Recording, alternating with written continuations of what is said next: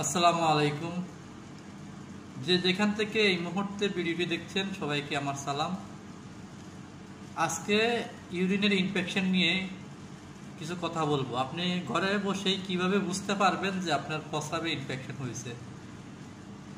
আমাদের সাধারণত প্রস্রাবে ইনফেকশন হলে প্রস্রাবের রাস্তা জ্বালা পোড়া করে, প্রস্রাবের রাস্তা জ্বালা পোড়া।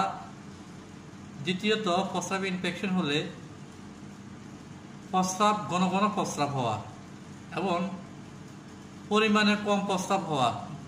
দেখা গেছে এখন প্রস্রাব হয়েছে, একটু পরে আবার প্রস্রাব ধরে, তবে ফুল প্রস্রাব হয় না, প্রস্রাব আটকায় আটকায় আসে।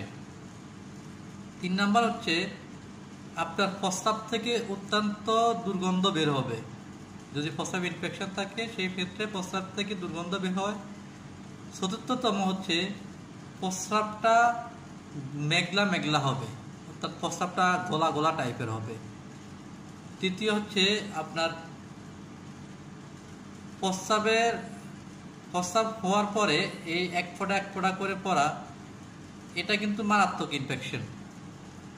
তো আপনাদের অবশ্যই এরকম কোনো লক্ষণ দেখা দিলে নিকটস্থল কোনো ডায়াগনস্টিক বা হসপিটালে গিয়ে ইউরিনারি পরীক্ষা করে দেখবেন যে আপনার প্রস্রাবে ইনফেকশন হয়েছে কিনা।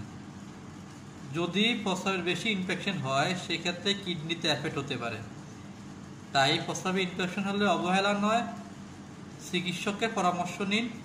সুস্থ থাকুন, ভালো থাকুন। আল্লাহ হাফেজ।